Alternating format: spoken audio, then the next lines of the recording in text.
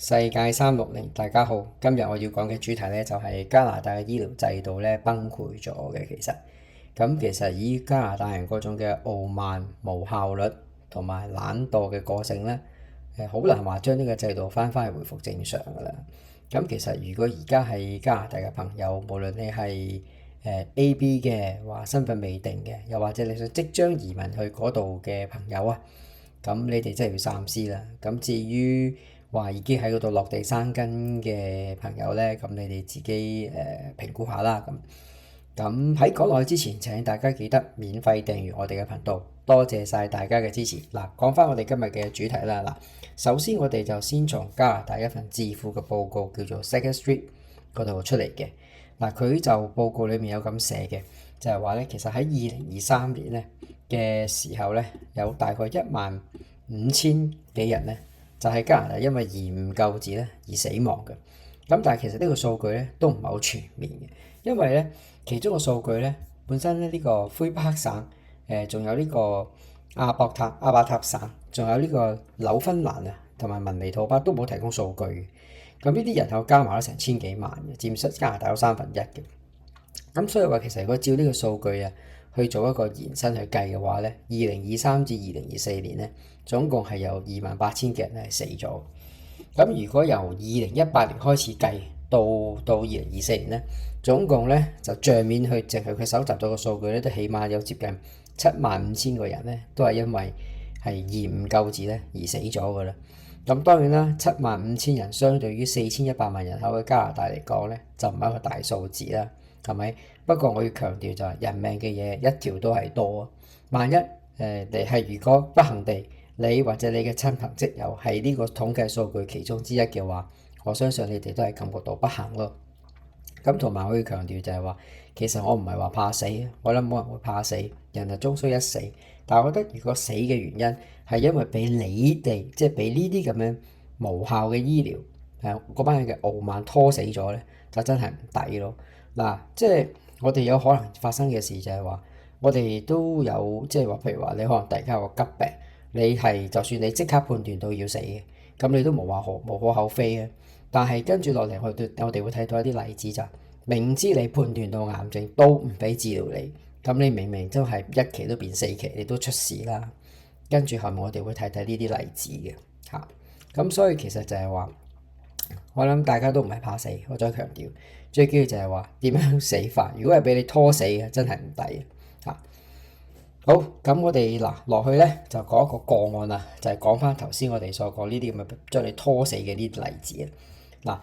嗱，喺今年1月15號啊嘅今年嘅2025年1月15號咧，CTV 咧就報導出一個案例。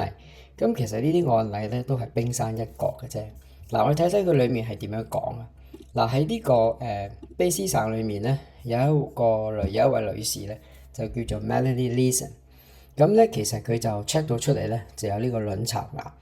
咁而佢就話啦，然後醫生就同佢講話 OK， 你 check 咗啦嘛，但係你要等111日之後先可以接受治療嘅。咁我覺得真係無聊啊！喂，你癌症要等111日，你明明2期都變4期啦，癌症嘅你俾百幾日佢去生長，即係唔 make sense 啊！呢樣嘢真係。跟住咧，然後再落嚟啊，就係結果佢點算咧？佢就衝咗落去美國嗰度去診斷同埋治療啦。佢就形容自己係一個叫做醫療難民啊嚇，醫療難民。嗱，咁結果咧，佢就去咗美國啦。嗱，美國嘅醫療咧就非常之有效嘅，係好有效率嘅。咁但係因為你唔係國民，你又要磅水啦。嗱，結果咧佢呢個手術去做咗咧就24萬美金，咁佢都要照俾嘅。佢結果咧就挖出佢自己啲退休金過嚟去俾呢壇填呢條數咁樣嘅，咁佢好翻啦。咁佢自己就係話執翻身材。咁佢哋都講咧就係話，喂，如果佢都識到好多加拿大有啲朋友就冇咁好彩，可能就係咁樣就死咗啦咁樣。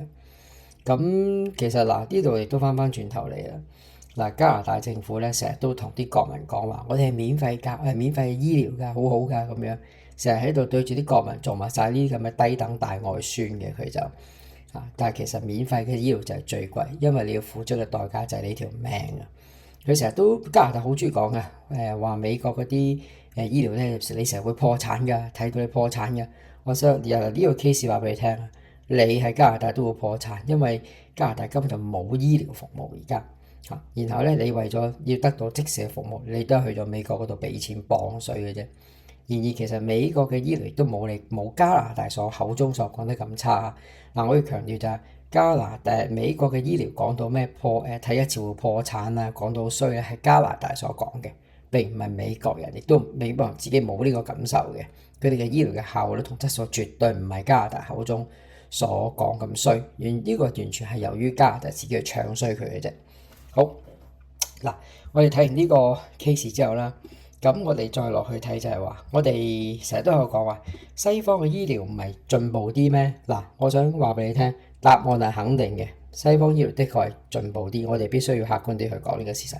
不過要睇國家。嗱，我哋如果講緊話，你話美國啊，或者東方裡面嘅日本啊，呢啲都係的確高質素、效率高、質素好，係做到。德國呢啲都 OK。嗱，或者我哋將一啲加拿大同佢同樣差唔多級數嘅國家嚟比，亦都係話香港人比較定居多嘅地方去比較啊。我哋攞加拿大同埋英國嚟做一個比較。但係我哋都見到英國嘅朋友成日都投訴話英國啲醫療服務唔好啊咁樣。其實呢啲講咁多話好定係唔好呢啲咁嘅嘢咧，就好主觀嘅。咁我哋應該要睇翻一啲實際一啲數字咧，去比較下究竟好同唔好喺邊度。嗱，呢個表咧我就整理咗俾大家睇嘅。而呢個數據嘅來源咧，就係嚟自於加拿大呢個本地好出名嘅一個叫 Fraser Institute，佢基本上幫政府做好多智庫報告嘅。咁而另一個數據咧，就係英國嘅呢個叫做 NHS 啊，即係國家衛生服務嗰度去攞到個數據啦。嗱，其實我哋從3個部分去比較下，究竟加拿大同英國嘅醫療嘅服務係點樣？第一項咧就叫做急症輪候嘅時間啦。嗱，呢個定義係點樣咧？就係話由你入院到你接受治療，然後咧又或者係轉介或者完成治療之後咧，叫你出院。嗱，呢個成個過程係咁樣嘅。嗱，譬如話當然啦，有啲入院要接受治療，譬如話你係急嘅或者慢嘅，都計埋落去啦。嗱，我哋睇得到加拿大咧就係平均嚟講咧就8至10個小時嘅。嗱，當然啦，你如果嗰啲譬如話你話即係重大車禍咁樣去到現場血淋淋啊，又或者你係爆血管啊、腦中風嘅，當即時接受治療啦。但係除此以外，所有嘅 case 咧都係8至10個鐘。咁好啦，我哋睇翻英國又係點樣咧？喺急症室嗰度，嗱，佢將病人咧就分為3個類型嘅。第一類型咧就係話叫做重病重病，然後咧就重傷咁，有生命嘅危險嘅。咁佢就需要之後亦都需要24小時去照顧啦。嗱，譬如呢啲就係心臟科同腦科嗰啲啊，或者出咗交通意外。咁咧佢就係接近4個小時先完成。呢個4個小時嘅意思即係話咧，佢完成咗呢個入去接受手術，完成咗跟住再繼續留院係4小時嘅，包埋個手術喺裡面㗎啦。咁當然啦，呢啲咁嘅爆血管、通波仔啊、腦中風都係入去醫院入廠即時接受治療，即刻幫你動刀㗎啦。所以其實都會快嘅。咁好啦，呢就係第一類型。咁第二類型嘅病人係咩咧？就譬如話你冇生命危險，但係需要專科照顧。譬如話你斷咗隻腳，咁你斷咗隻腳，如果除非你啲大動脈嗰度受損流血不止啫，否則嘅話咧，你係冇生命危險啊，最多你係痛啫。咁但係佢都會少於4個鐘頭咧，就會幫你完成翻個手術。然後再決定你要唔要繼續留院接受治療，或者你出院休息就得㗎啦。咁有啲牙齒啦，有啲人咧食下嘢爆嗰隻牙，咁啊牙痛係好辛苦嘅，你唔使死嘅。咁啊，但係都少咗4個鐘，幫你去即刻處理咗佢。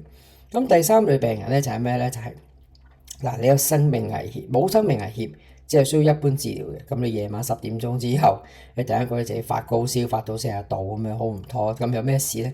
咁你唯有就入去裡面睇咯。咁你入去嗰陣，佢就即刻幫你做一個快速篩選。篩檢，然後就幫你照一照肺，睇下你有冇肺炎啊，即係嗰種嘅治療咯。咁但係佢少咗4個鐘咧，就會幫你搞掂晒。就決定咗你要唔要留院定係出院，定係接受基本治療，叫你出院咁樣嘅。嗱，但係加拿大嗰度咧，就如果你係呢一類型嘅病咧，全部都8至10個小時嘅。好啦，我哋再睇第2項儀器診斷嘅時間啊。嗱，呢啲咧我哋就提到就係啲高端儀器，譬如呢啲叫做 MRI。磁力共振同埋 CT， 即係電腦層掃描啦。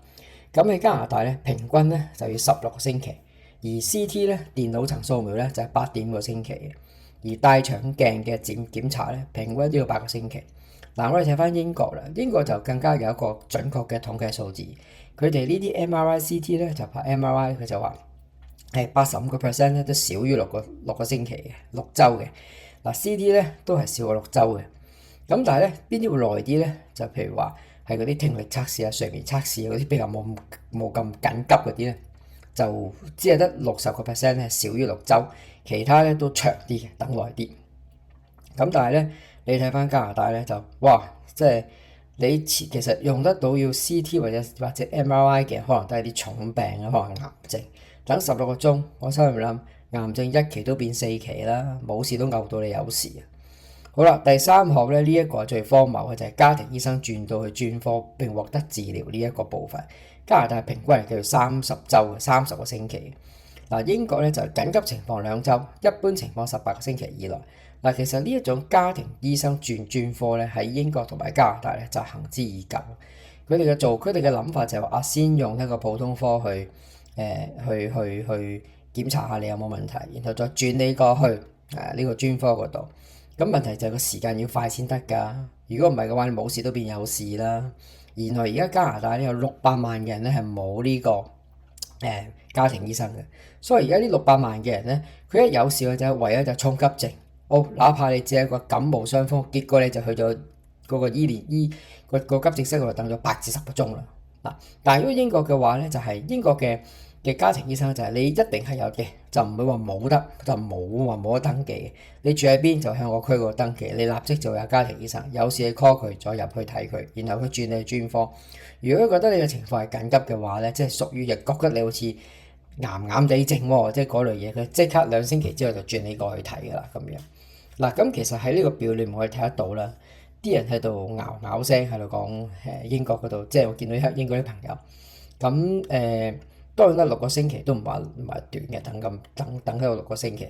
但係我發覺其實英國再點樣都好啦，都比加拿大都係進步好多。同埋另一個數據顯示咧，原來就係話咧喺2020年之前啊，即係疫情之前嘅英國咧，以上所有嘅檢查 MRI、CT、大腸鏡檢查、聽力測試，全部原來都係1個星期之後完成嘅。佢好明顯就係2020年之後個難民政策即係錯咗，搞到啲資源錯配咗咁樣。於是乎但係佢而家就調整翻過嚟嘅。咁所以我睇得到呢啲咁嘅所謂嘅呢啲咁嘅爛船咧，都始終都唔止3分釘嘅。佢喺呢個基本嘅國民服務方面都做得都比加拿大好。嗱，加拿大呢一啲簡直係離晒譜嘅，講真。其實簡單我真係冇服務。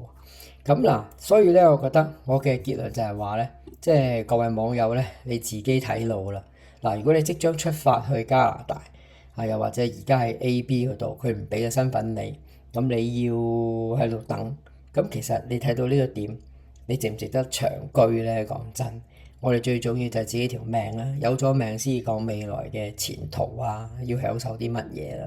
而你睇到加拿大呢一種咁樣嘅醫療質素，真係值唔值得長居，你哋自己去判斷啊。OK，咁我哋今日就講到呢度，下次見。